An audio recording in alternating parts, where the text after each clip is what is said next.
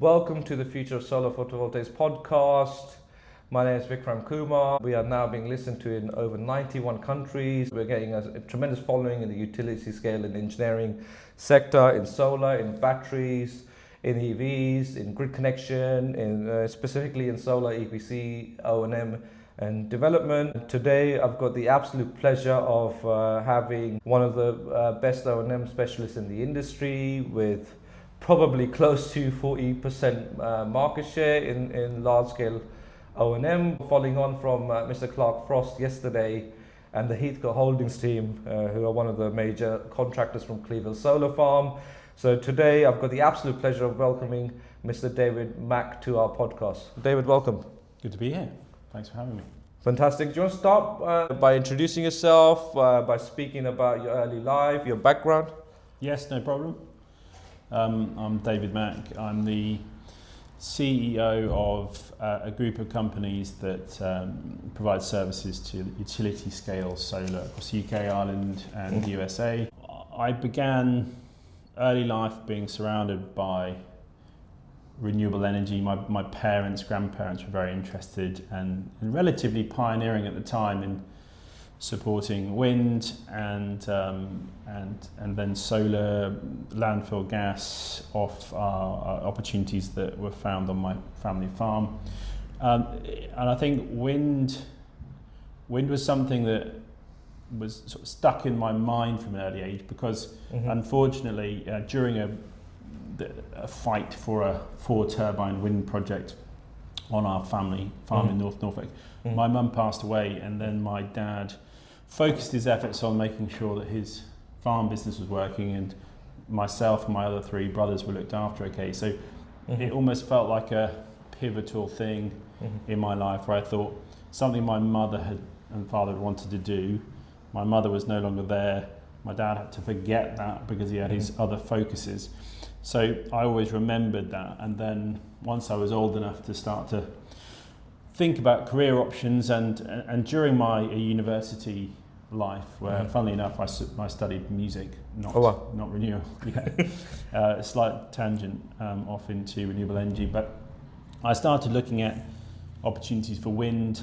In doing that, found opportunities to develop solar as well, and developed and delivered a number of wind and solar projects, all pretty small scale, certainly by today's standards, but and that led us to the point where we started Everblue in 2015, and then that's when we got into the operation and maintenance side of business. But that's, I suppose, that a brief summary of the journey that took me from childhood to solar. Bereavement's a terrible thing. I'm sorry to hear that. Think you know someone, and then you really get to know them, and your whole perspective changes. I want to ask you specifically, how old were you when you with the unfortunate passing of your mother, and what did you do in terms of education? When did you get into music? Why did you drop out of music? And when did you decide you want to get into wind turbines? So my mother passed away when I was 8, so quite young. She was only 33.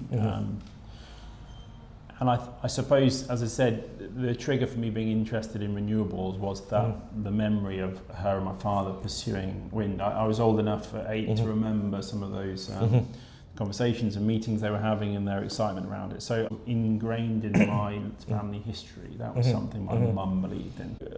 I suppose it then took me, being a kid and growing up, to then start to think about it in my late teens, and that's when I got started that project again, that very project that my mother and father had started in about 1990, I believe.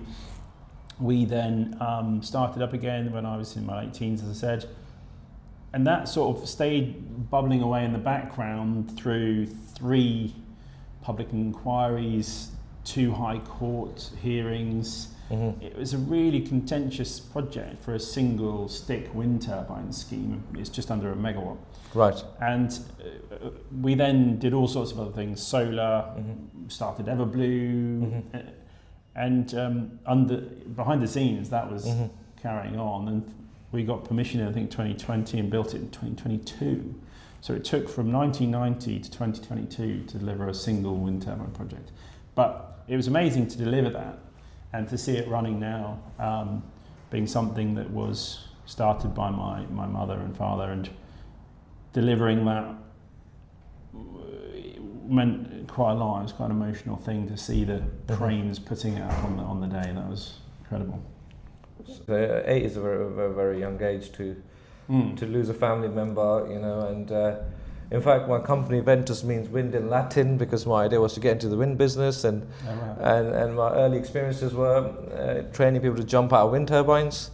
I remember visiting Dong Energy, who are now called Ørsted. So, you know, people that don't know Norfolk or the area, you know, it's very alien to them. You know, I've driven there to see Brett Baber's company launch with Danos after he left Electric. You know, paint a bit picture about, you know, your farming background, your surroundings. You know, what is it like to live and work in Norfolk?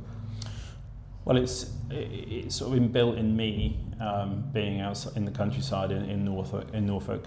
I've moved around a bit and I travel a lot with work, and I'm always pleased to be back in North Norfolk and the countryside of my home. And I grew up on a small family farm. My dad's still in, right now, he still farms the land and runs that side of the family business.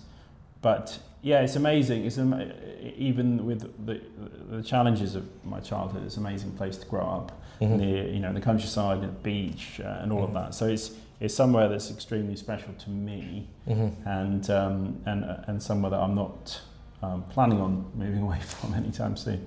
But and I'm also pleased that now my children are having an opportunity to grow up there too. Tell us what kind of farming your family gets involved in, and what stage do you decide I want a wind turbine? Well, I suppose you probably you might see in various different types of media, especially in utility scale solar industry, it quite heavily entwines with agriculture. So you may come across the thing, the need for diversification within agriculture. Food production, unfortunately, is not particularly profitable exercise in most cases, especially when it's small farms. So farming family, especially the scale that my family's farm is, we have to look at ways to diversify, both to stabilise quite a risky business model with influences from weather and disease and various other things that can affect crop and yield.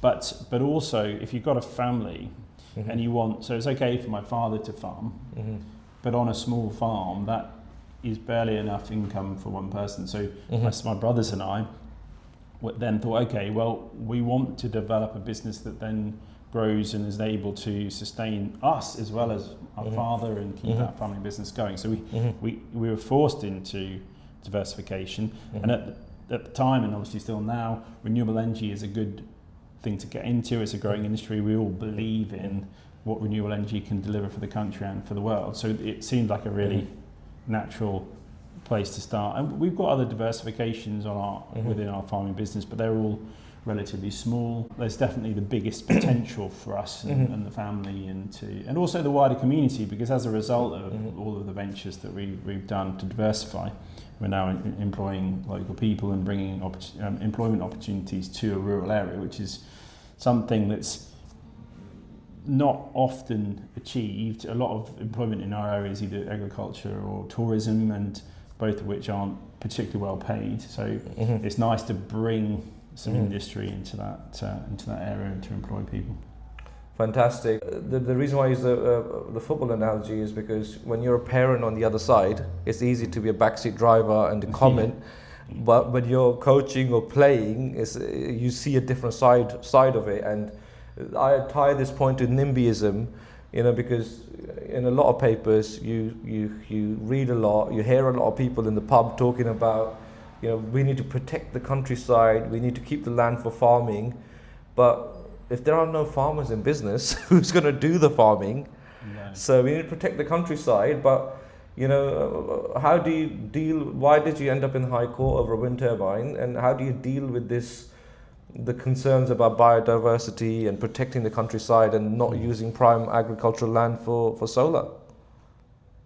It's a good question, and it's quite complex. It's something that I'm relatively passionate about, and I'm not one of those people really that is saying, at all costs deliver solar and wind. I do think it's a balance, and I've been through the planning system a number of times with renewables and also other types of projects, and it is a balance. You need to make sure that the scheme that you're delivering is not adversely impacting people's lives. You know, I'm a big fan of solar development, but there are occasions where perhaps solar is put in the wrong place, and it, you know, when it is put in the incorrect place from a society perspective, you know, you try and objectify, if that's the right expression, landscape impact, visual impact, environmental health when it comes to noise and smells, and you try to sort of and objectively assess that when you're in planning, but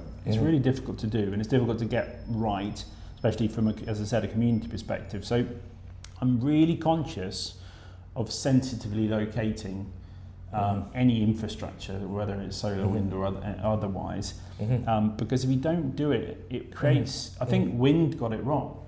Wind created an environment where the Conservative government decided a policy that effectively banned it, and that was because I think that developers just pushed it too hard and put wind in the wrong locations and created a negative atmosphere around wind across the whole country, which meant that the Conservatives thought, okay, well, we're going to put something in place now to gain votes, but at the detriment of the wind industry, which I still think is a good industry that should be promoted. And I just worry that we're doing the same thing with some solar farms. But going back to our wind project, clearly ending up in High Court is not something that happens within a site that's not contentious. Yeah. There were lots of people that didn't want wind in North Norfolk. There was an anti-group. But part of the thing that drove me, even though I'm passionate about locating wind and solar in the right locations, the thing that really drove me to say, I'm not stopping, we're going to go through these processes, we're going to fight, we're going to carry on, was that I felt like I'd got the right location. Right. There's a lot of people that were worried about change, and that's something that's inbuilt in all human beings. I think most people get used to their environment and they don't want it to change. They want to see the same view. And if something goes into planning, they worry, is it going to be too noisy? Is it going to cause all sorts of detrimental things to my health? There's a lot of very interesting objections that came out of the woodwork when we put the application in, including, you know, being a navigational aid to aircraft, to like people would. These are things where people were convincing themselves, probably through searching on the internet, that this wind project was going to cause these problems to them. That was horrible to see, but I needed to get to the point where we delivered it so that everyone could see it wasn't as bad. We were locating it in the right place. It wasn't going to cause some problems. And I keep, you know, now and again asking the local authority whether they've had any comments, and there's just been nothing. Everyone's accepted it. Some people that live in the village say to me, and this is genuine, when are you going to build that project? Right. It's already over there. It's already built. So it's interesting. I'm really passionate about the correctly locating projects, and that is a difficult thing to achieve, and I think it's even more difficult as we go towards more and more NSIP projects. I see the communities being surrounded by solar, you know, circling villages. I do ask myself, I mean, obviously I'm a big believer in solar, so don't let this statement make you think otherwise, but I'm very concerned about those projects turning communities against renewable energy. And I think now, given what's happening in the world, this is the very time we need to make sure that communities in the UK and globally, but in the UK, are really on board with self-sufficient, self-generated power in the UK. And I think renewable energy's got a big part to play in that. So we don't want to make it political. We don't want to make it political, but at the same time, I think being paralyzed by fear and inaction is also not something that I look up to. Because if you again look at the football analogy, in Wembley Stadium you can have 80,000 fans, you know, a third of them could be shouting abuse, you know, and they could be louder than the ones that are actually supporting, but there's only 22 players on the pitch, and plus the subs. You know, and that's, if you put yourself in the shoes of the people that actually do things, you are on the receiving end of that abuse. And I researched a lot of podcasts. Lex Friedman, he's very talented. He did a podcast with the Prime Minister of India, and he says, criticize, but criticize after you have deep domain knowledge about something. Absolutely. Your criticism, if they're just backseat driving, even if you're a parent, if you're backseat driving, you can have a detrimental impact. No, you're constantly seeing in the media, on social media, a lot of incorrect information about renewable energy, and it's frustrating because I'm all for, as you said, I'm all for criticising, especially this new industry that's expanding really quickly. There are a lot of things that we could criticise and improve about renewable energy, but to see things in the media that are just completely untrue, it's just not helpful. And I agree with you. It's very easy to stand by, read a headline that says solar's bad because of X, Y, and Z, and then jump on the bandwagon and just shout about it to your friends and social media. It's easy to do that, but it's not that helpful. Absolutely, and I'm good friends with Clive Cosby. I've been talking to him for over 10 years now. One of our early podcasts, the second one was building larger solar projects. But I'm a big believer in turnover is vanity, but profit is sanity. So sometimes you make more profit from a well-executed 1 megawatt CNI project where we did the AC design, for example, for Farnborough Airport, than you would chasing Cleve Hill. You do it because it's almost, if you are a solar enthusiast, how could you not have an interest in the largest project in the country, probably in the top 20 in Europe, if not higher? And so I think that the political element is important because we have now the age of disinformation. We had the Cold War, then we had the collapse of the Soviet Union, and then we had the financial crisis in 2008, and that's how I got into wind and solar. But we are in the age of disinformation. Energies, I still haven't got over the fact how big the industry is. Everything's driven by energy. We've got 2 energy wars literally happening right now in Ukraine and in Iran, and we can see the impact of that. So energy is one area where politics, finances, war, all of it intersects. So it's natural as we start going towards NSIP, nationally significant infrastructure projects, of 500 megawatt plus in scales. There's even 2 gigawatt projects in development in England now. When we go to that level, because we need to make a dent. Solar, if you look on EMBA think tank, is a decimal point in terms of the general energy use in the world. And you're not going to reach net zero by thinking small. At the same time, in CNI projects, you can have other additional fire risks you have to be careful of. If we put people don't want industrial solar panels, but then they want to put them on buildings, and if they're not executed well, you've got fire risk there. So that leads us nicely towards your businesses. Do you want to start by introducing yourself with respect to what businesses you're a part of and what your current focus is? Yeah, why not? Part of our group, we've got 3 businesses that focus on delivering varying services to utility scale solar in the UK, Ireland, and the US. I'll run through them.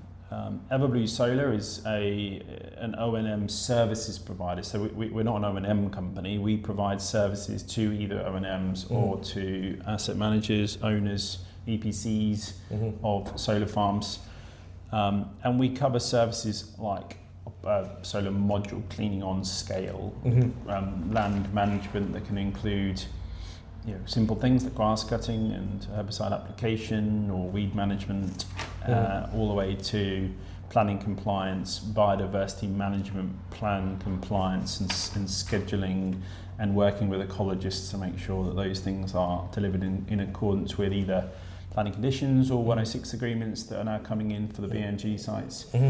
So we also add on things like we can deliver drone surveys and a few other maintenance tasks. And part of everything that we do within Everblue, we provide in-depth reports on what's on site. So we try and add more value because we understand that with solar, ESG is a big thing, and we need to make sure that we make the most out of every single visit. The journey to the site is the most expensive part. Once you're there, let's make sure we gather as much information for our clients so they don't have to go there again, for example. We need to reduce visits, reduce fuel use. So that's a big thing for us. With also within Everblue, we've got SolarYield LLC, which is our US version of Everblue, and we cover between Texas and to North Carolina. And we're module cleaning around 2 gigawatts of solar in the US. Wow. And but that's a very, very small market share compared to what we're doing in the UK and in Ireland. The potential there is huge. So that's quite an exciting venture, and that's been going a couple of years now, but very successfully. And AgriSolar is one of the other businesses. That's our consultancy. We spend a lot of time either looking at biodiversity management plans pre-planning or pre-construction and making sure they align with the primary use of the land, which is going to be a solar farm. So making sure that that what's being delivered to and promised to create the credits that are needed to get the planning and the BNG credits can actually be delivered in unison with the operation of solar farm, and that's quite rare. There's a lot of conflicts normally with what's being promised. So we're trying to intervene and say, let's do this way, this way, to make sure that everything gets done, and you're not in a situation where there's shade. As a good example is, let's put wildflowers everywhere. They grow too tall. They shade the front of the modules. So then suddenly we've got to cut the wildflowers down in the prime season to get rid of the shading. So it's just a small example, which is a good one on how sometimes there's a conflict between the two things. So we do a lot of that, and then we do a lot of auditing. So AgriSolar will go and audit compliance on site, whether that's planning compliance, biodiversity management. We do things like condition checks, bespoke checks that our clients come up with. And then the last company is our software as a service business, Novola. It's geospatial management tool, and that's entwined in the other companies. We deliver a lot of our reports to our clients on it, but also it's a software as a service, is available to anyone in any industry. We've built it on the back of solar, but we've got clients all over the world using it for various different geospatial management needs. But as I said, it's been designed for solar because that's the industry we're in, and it's going really well. And it's a good way of seeing your solar plant geospatially mapped out. So they're the three businesses with the US as well. And obsessing about market share, energy statistics, because we are trying to work towards net zero. So if we don't understand the mechanics of the numbers, how do we know we're going in the right direction? Build from where you're strong. Yes. Think globally, act locally. And on this aspect, you've got, depending on which metric you use, because I know there's about 11 gigawatts of large-scale solar farms. So if you've got 5 gigawatt you're managing in UK and Ireland, or anywhere near that, you're making structural observations with respect to the game theory about scale and seeing the market impact. I've worked on 3 gigawatts of solar farms, probably quoted 10 gigawatts and lost 70%. So so the success rate doesn't need to be huge to survive in the industry. We could do a whole series just because you're so hyperactive in the solar business, and you have wind as well. And you do agriculture. We could just do a whole series on your businesses. But if we try to focus and drill into core areas, with Cleveland Solar Farm being 1,000 acres, now there's 3,000 acres solar farms in development. If you use trackers or fix, the acreage changes. You can have over 12,000 football players on Cleveland Solar Farm, to give you an idea of scale. Over 500 football pitches worth. And so the point being, the challenge of doing module cleaning on a 5 megawatt site or a 1 meg rooftop or 200 kilowatt rooftop is different to doing 5 portrait east-west modules, which are 5 meters high at the highest point. And what I learned on Cleve is, now you're getting into the realms of proper construction contractors that can move earth, they can install drainage, but where they may benefit from your insights is on the module cleaning front. How do you get at that height? How do you clean modules at height? What considerations do you pay to ensure there's no glass cracking, there's no hot spots? Those are the electrical areas is where I feel the civils guys will benefit from your knowledge. Well, ultimately, there are several sites that we've come across around the world that need a system outside of ours.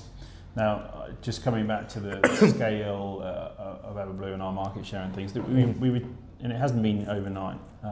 We've grown this for a lot of years incrementally, but the whole thing is built on systemizing, and it's making sure that you've got replicatable services, and that they are just that obviously out on the field we're never going to see production line efficiency, but it's based on that principle, making sure that everyone is trained to the same standard, you use the same equipment, and it's done over and over and over again.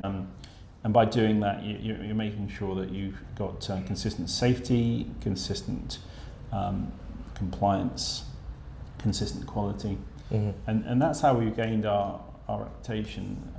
It's just doing things consistently over time, and then expanding in that way. And you can't expand. There's lots of people that try and expand when they have some success as a small business, and they fail. And it's because they haven't noted down the systems. They don't have a standard training package. They don't have a process for all of the different eventualities that you come across on a solar farm field. So that's what we've tried to achieve. And by no means is it perfect. We're still constantly working on systems. And in fact, we've got a system. We've got a head of systems, someone that just looks after those. And the reason I'm mentioning that is because sites like Cleve Hill, and there are many that we've come across in different countries that we've been asked to review, it just involves something that goes away from our standard approach. And we would go into if we were invited to do anything on a site like that, and we have been in the past, we would get our R&D team to look, okay, how can we do this? How can we make sure that we're compliant with the warranties, clean effectively, make sure it's safe and cost effective? I mean, that's one of the, obviously safety is a key driver, but cost is a big driver. And what do you mean by cost? Because if someone does module cleaning on the cheap and they crack 500,000 modules, that won't be very cheap. No, that's right. But there is a potential, I think, to deliver services on sites like Cleve Hill really cost effectively with the right solution. But the right solution is an engineering project. It's a year. It's hundreds of thousands of pounds investment to get it. But once you've got that tool that's been designed for that, then you could achieve quite cost-effective module cleaning, as an example. So there's solutions out there, and companies like Everblue, we're able to deliver them, but it wouldn't be off the shelf. So I think by designing something slightly outside of the norm, you just open yourselves up. Any developer will open themselves up to increased costs. So if the last thing you want to do is say, okay, well, the O&M cost as a standard is this for a solar farm in the UK, and then go and build Cleve Hill and expect it to be the same, because it's not going to be.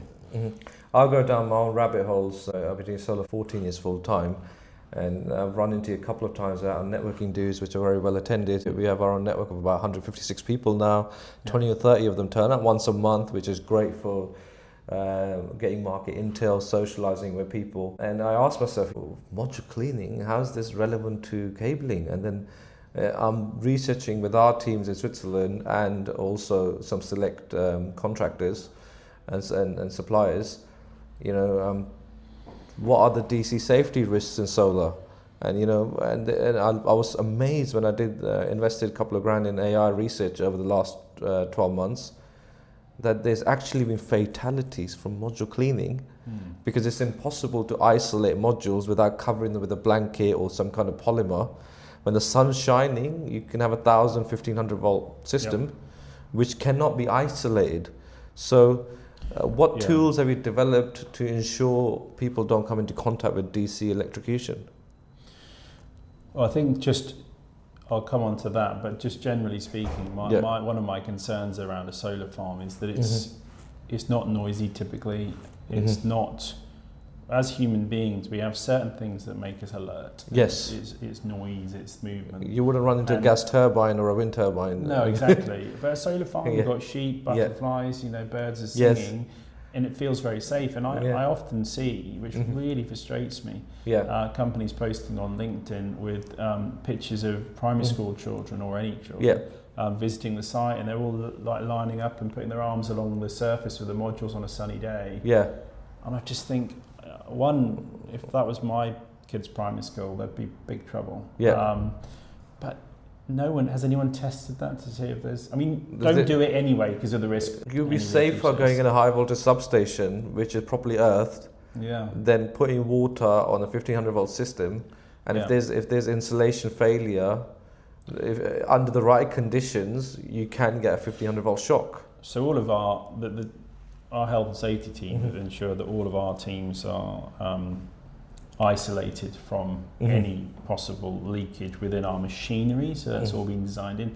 And if there's any, because all of, I say 99% of the module cleaning work we do is from a machine sitting in a cab and you're isolated. We do have to sometimes get out, and the teams have got hand poles to finish corners that are inaccessible and things like that. And they're all insulated at 33 kV insulated poles. And there's an absolute ban on touching any part of the solar panel with your hands. You often see people doing, look at the dirt on the panel. Look how nice it is. I just wouldn't touch that. There's Fortune 500 companies with brochures showing people with bare hands touching conducting material. Yeah, you go any of those stock image companies. They're all over there. People sitting on them and touching them and pretending to inspect them with children hanging on to them like this. It's just the wrong message, I think. It's the wrong message, but also, when I only worked at Honeywell for about 9 months. Honeywell is a company that performs very well.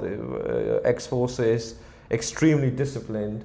And in those 9 months, I was constantly visiting people that had an incident with safety high. I had other colleagues in, eyewear protection, hearing protection, respiratory issues. And one of the most memorable part is the underground and the waterways. They are familiar with invisible risks. If a worker's fainted and you chase after them without doing gas detection, there could be odorless gas underground, which can lead to a fatality. And solar is similar. It's not, the risk is even less obvious than going in an underground tunnel, because it's a high voltage system connected to 33 kV transformers or 11 kV. In the case of NSIP projects, 400 kV. And if the earthing design fails for whatever reason, because even well-designed systems can fail, you can have a 33 kV earth potential rise. And these are things I didn't know before. These are things I'm learning. So I think solar has a long way to go to industrialize the attitude towards safety. I think wind is an industry that's been around longer in the UK and also across the world, and has unfortunately had a huge number of injuries and fatalities. And I think often, which is unfortunate, the driver for change is when people are injured. Wind has got a really highly regulated health and safety guidance and standards, and well regulated. And I think solar's much better now than it was when we got into solar operation and maintenance services 11 years ago. But there's still some improvements to make industry-wide, in my opinion.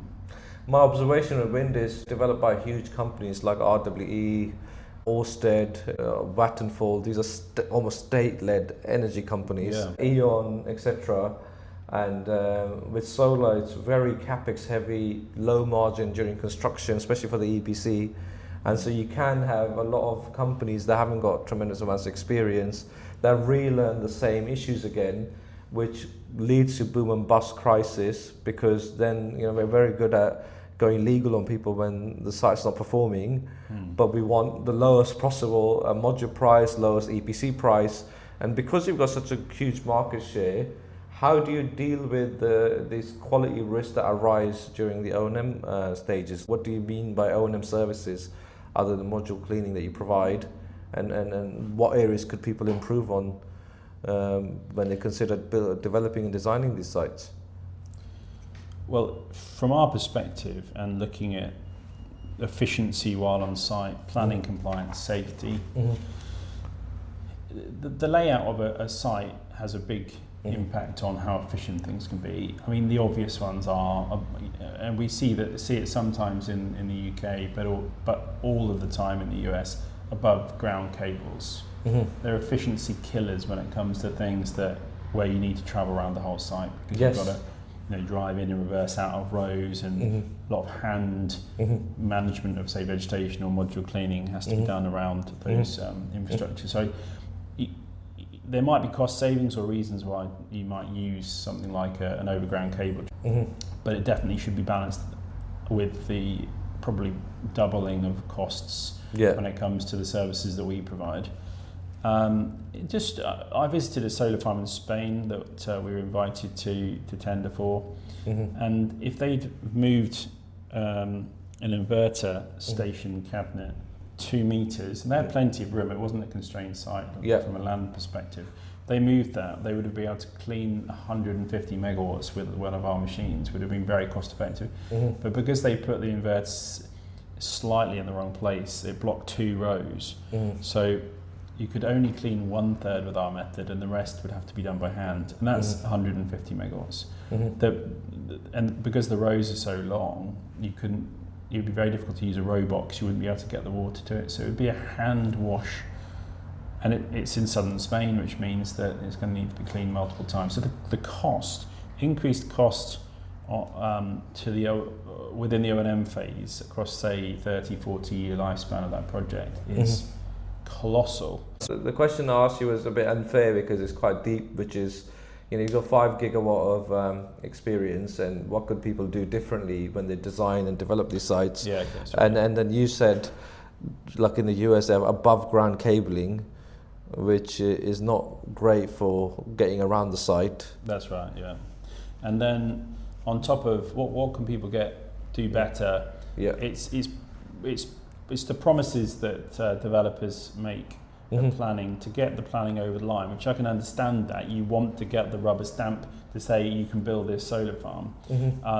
But there's some pretty onerous biodiversity management plans being consented at the moment, which I don't believe anyone's quantified what the cost of delivering these are. And the difference between old sites, say 10-year-old sites, where they had a planning condition that said, do this, plant these wildflowers, plant this hedge, or those were planning conditions, and planning conditions, if you don't comply with them, the enforceability of those falls away. But with BNG, you're signing a 106 agreement or something similar with the local authority to promise to deliver what they call BNG credits, to deliver at least 10% biodiversity net gain. Now, most solar farms are delivering 200% biodiversity net gain, 250% biodiversity net gain. So those credits they're generating or promising to generate are put in the planning balance, and that's why the local authority have to secure the delivery of that legally. So now we're in this position where all solar farms that are consented post BNG adoption, which was 2 or 3 years ago, that are now being built today, are going to have huge costs when it comes to looking after all of these environmental promises they've made.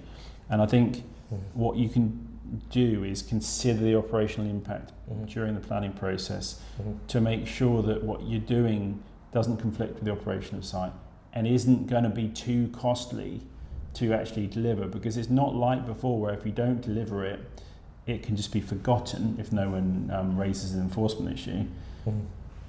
That will never fall away because it's a legal agreement that you've signed, and if you don't comply with it and someone complains, it's going to be a much bigger problem than it has been before. So then that leads to, because things we're dealing with, they're tremendously detailed and every area needs focus, but coming back to your earlier point about R&D, why would you spend £1 million on developing a new process if the client will pay for it? So there's always a balance between the commercial element, doing the sales and getting the agreements in, and then spending the money up front, because the danger always is if you develop something without customer buy-in, then if no one adopts what we developed, it just becomes sunk costs.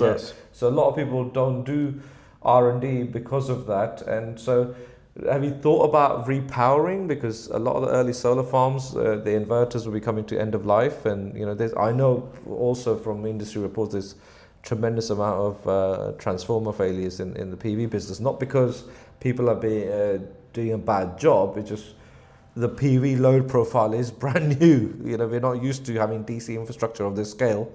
These arguments are over 100 years old between Nikola Tesla and Thomas Edison. And the AC grid won the arguments, and now it turns out we need to keep the HVAC grid, but we need to grow the DC grid, which we don't have 100 years of industrial knowledge on. No. So what is your thoughts on repowering?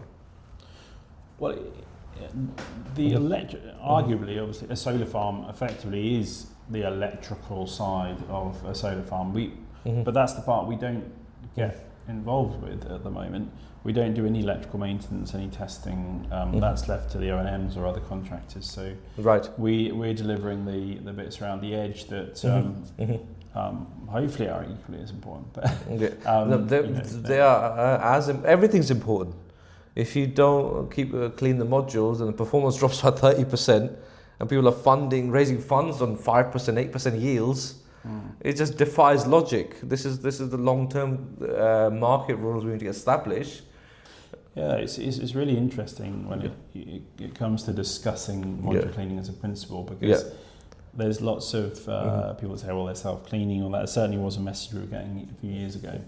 And then it's then looking at how it's perceived in different regions. In the US, there it's much less frequent. In the UK, it's frequent because if you don't do it, you get a hardened dirt along the bottom edge, and you get lichen and moss growth. And lichen and moss growing is very difficult to remove, and it then causes hot spots on the modules. Wow. And it can cause longer term damage and reduction of longevity. So just keeping the modules fresh, like you would keep if you owned anything, you keep it in good condition. And so keeping the modules in a good order is the way we do it in the UK, and I do think that is the right way of doing it. So hotspots on modules, especially on commercial and industrial projects, that's a huge fire risk.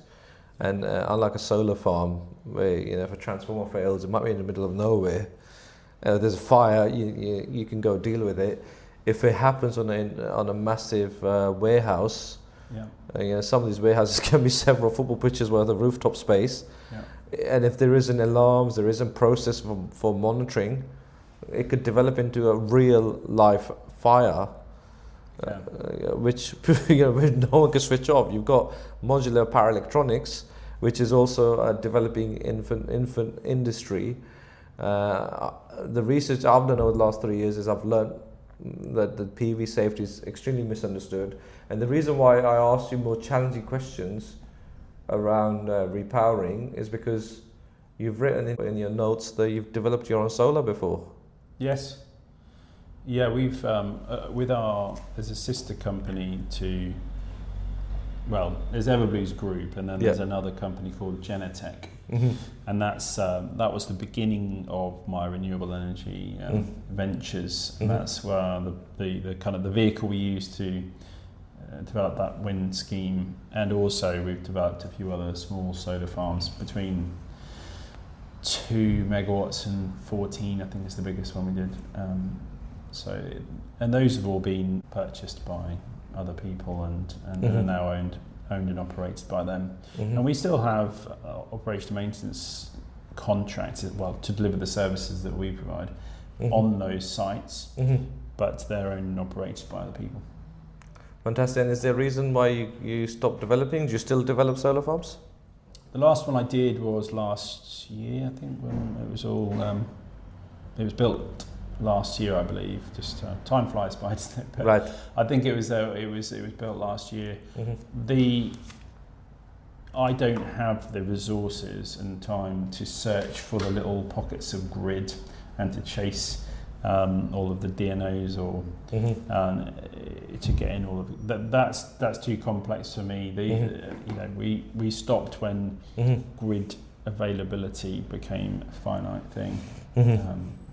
That's the reason. Moving forward, do you want to mention about the solar roadmap with the UK task force, and also speak about your other businesses and where you want to take the direction of your own activities in the next year or so?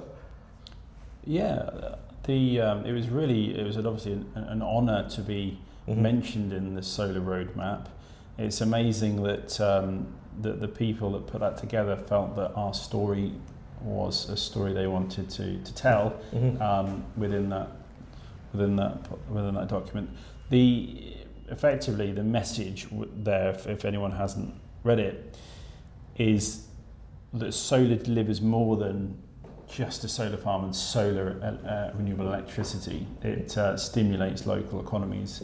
And our message was like, we built a 3.6 megawatt solar farm on our farm, and from that got the idea of how are the modules going to stay clean, because we saw that during construction they got muddy, and then we developed that, and from that solar farm has come the growth of our business in our small village in a rural area in Norfolk.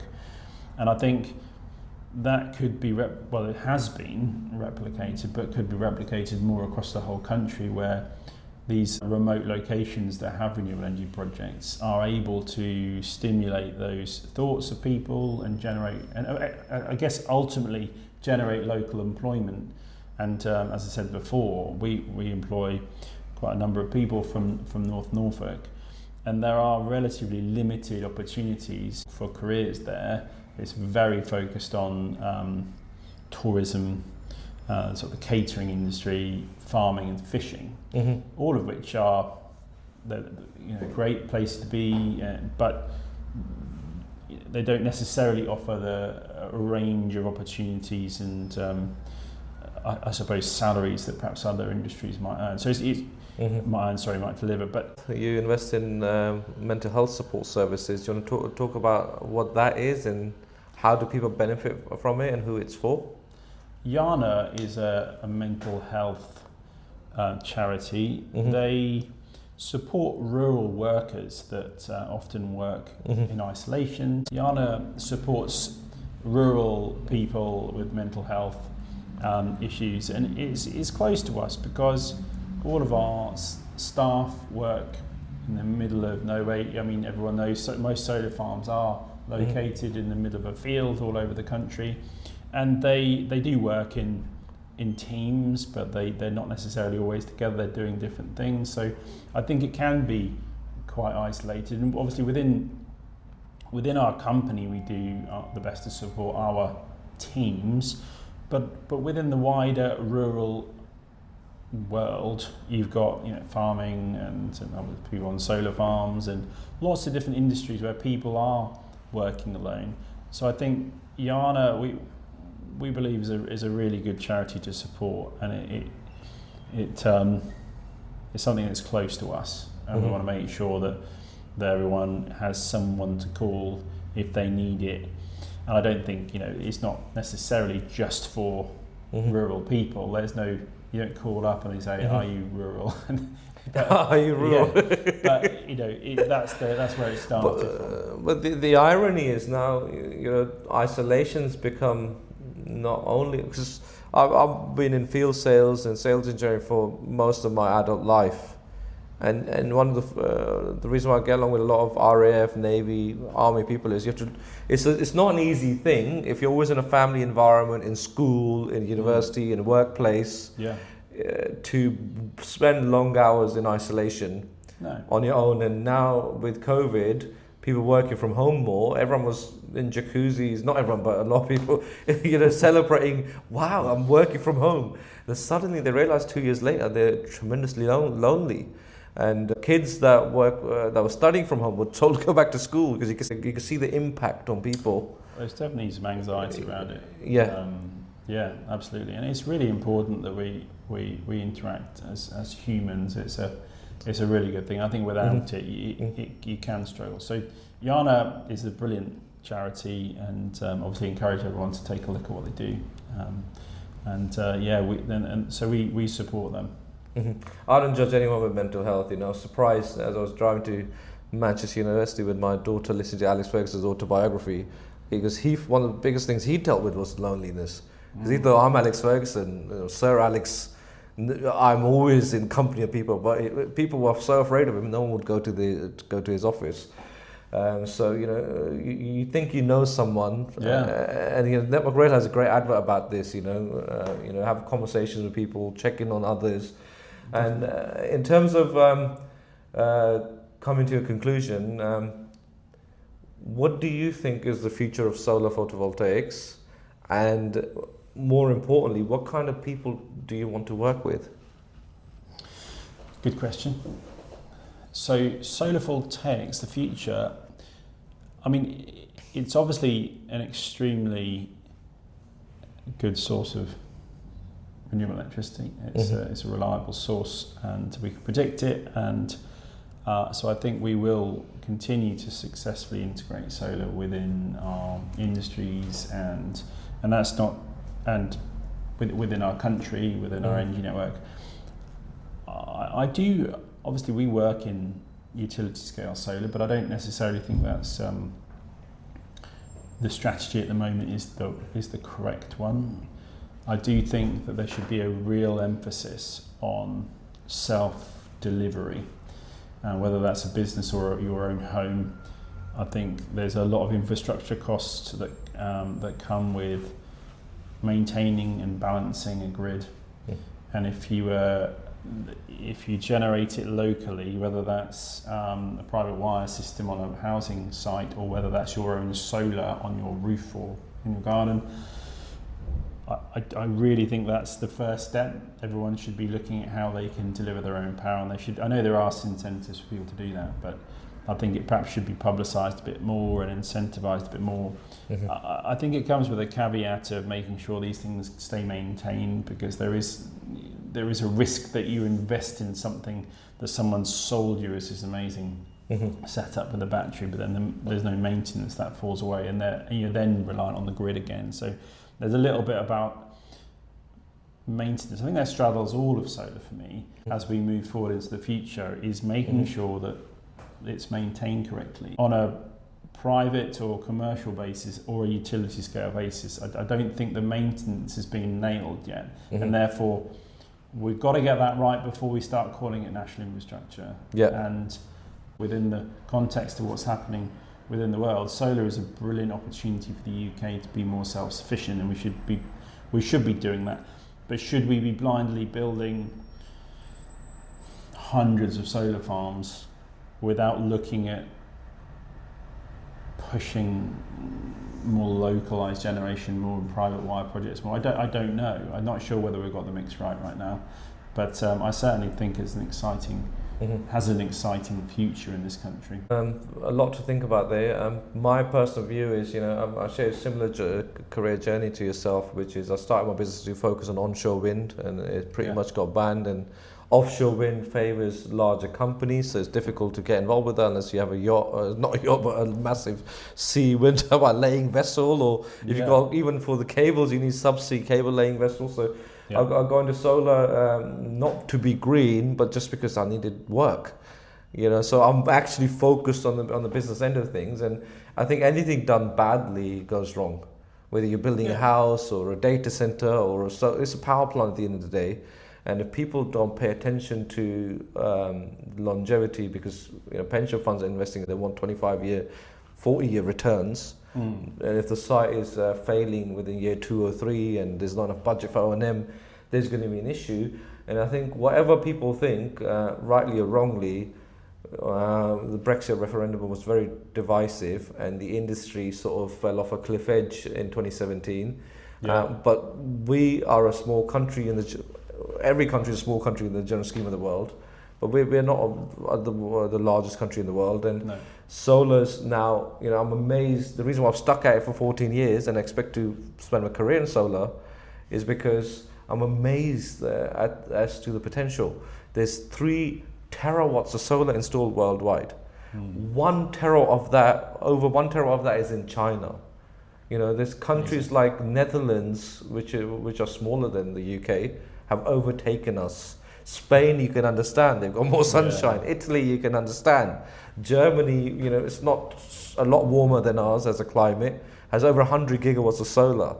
So the world has moved on very rapidly, and unfortunately now, because of more geopolitical tensions with Ukraine, with America, with Iran, now we've got a situation where, the UK is becoming stable again. So whatever we do, we have to find a way of establishing market standards. Otherwise, it's going to fail. And I don't think we can necessarily, it isn't a criticism from my perspective of the way things are now. It's a really fast growing industry and it's very new, and you've gone from pretty much zero to however many terawatts you said globally a second ago. 3 terawatts. 3 terawatts. So yeah. And that's been in a small amount of years, and it's not just about the deployment of that and the management of it, it's about the technology that's changed. If you look at the technology 15 years ago and now, it's evolved, and all of that has happened in a short space of time. There's always going to be, excuse me, when that happens, there's always going to be problems. So no one should be, I'm not criticising anyone by saying things aren't right now. It's just the nature of fast expansion of an industry. But I go back to your question earlier about who you want to work with. I think we just need to make sure that everyone that I want to work with are people that can see that they can sit down and reflect on what they've done or what the industry have done or what their colleagues have done. And say, okay, well, we didn't get it right. Let's hold our hands up. But we are a growing industry, and we're all learning every day. We're learning really fast every day, actually. And how do we fix it, as opposed to blindly just pushing forward and not sort of reflecting on things that were not done correctly or were done correctly. I think it's really important that we have a constant self-reflection within this growing industry. And I think the people that are willing to do that are the ones we want to work with. Absolutely. And as we come towards the end of our podcast, before I thank you for your time, and I know you have a meeting at 1 o'clock. It's not been easy to do this podcast because we're in the middle of London in Bloomsbury. There's like horns going off, police cars, people interrupting. I think you've done a fantastic job. It shows nerves of steel to carry on and then to retain your train of thought. But coming back to the actuarial science of solar, which I've been trying to learn, it's an area my son has an interest in. So, I try to stay relevant in my kids' lives as they become teenagers. And try to talk to me less and less. What I'm amazed by is, and those that are lucky enough to invest in solar in retirement, and those that are young enough to still work in the industry. And I think where I've got things in common with yourself is you've been involved in solar from a very young age. Yeah. You still have a couple of decades ahead of you, at least, touch wood. Hopefully even more. And in our lifetimes, according to Shell Sky Scenario and the National Renewable Energy Laboratory in the US, solar has a pipeline of 75 terawatts in the next 20-30 years. So there's 3 terawatts installed, and there's probably 72 terawatts more ahead of us. And that is an economic reality that's already been modeled. Yeah. So if you put that into perspective, the oil and gas industry may have started, I don't know if it's true 100%, but my feeling is may have started because of the 2 world wars. And it wasn't very easy, and there's movies like There Will Be Blood. The oil and gas industry was also a cowboy industry in the beginning, driven by necessity, and they've stabilized themselves over the Industrial Revolution onwards. And solar is at that growing pain stage, where there's opportunism, there's compliance concerns, there's hubris and overconfidence.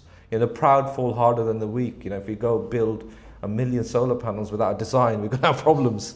And people want to sue us for the risk that comes with that. So, but all of that just tells me there's a lot of exciting work to do. And you want to be where there is difference to be made, because if we go into construction, people know how to build tall buildings. We can't teach them to do it better. I think the exciting thing is, the opportunity is exciting for anyone that has knowledge and in the experience that perhaps a lot of people in the UK have to help the world meet that 70-something terawatt demand. 75 terawatts by 2050, if I'm not mistaken. Yeah, I mean, there's a lot of opportunity for people that have knowledge and experience, but I think the fundamental thing that we need to do is make sure that we turn the knowledge of those people into a systemized approach. Make sure, because one person can go into a company or into a region and have an influence, but if you create training packages, if you create systems, businesses that are replicatable, that can then support the globe as it develops 70-something terawatts, That's what's needed. It will never be possible to deliver that unless we have a system to do it. And then how we price the risk, as we come towards the end, and I'll let you go to your next meeting. How we price the risk is also an art form in itself. And if modules are 10 cents a watt, they used to be 55 cents a watt during MIP. EPC is now around 42-50 cents a watt or pence a watt. Currency exchange is a thing as well. And operating solar assets, some of them are incentive link, are trading at £1.35 a watt. So that gap, if you round up to 50p a watt for EPC, including modules and structure, and I don't even know what the O&M budget is. If you double that, that's still below 35 pence below the trading values of solar. So the gap in between is the delivery risk that people don't want to take on. So if you can find a mechanism of de-risking those things, there is a hell of a lot of margin to be made. But because there's so much capex, there is going to be constant boom and bust cycle. But I can't think of another industry more exciting than solar. Maybe energy storage, battery storage comes close, and even more exciting is the grid for me. Yeah. No, very exciting place to be. Myself and all of the team that we work with and all of our clients, we're all really excited about growing our businesses and continuing to deliver good quality services into the future. So it's exciting stuff. Thanks for your time today, and I'm going to switch off now to let you focus on your 1 o'clock call, which is in about 3 minutes. And and then time flies. We can carry on talking about your other businesses, which we haven't even spoken about over lunch, if you have time. Sounds good. Yeah, good to see you. Thank you very much. Thanks, David. Cheers.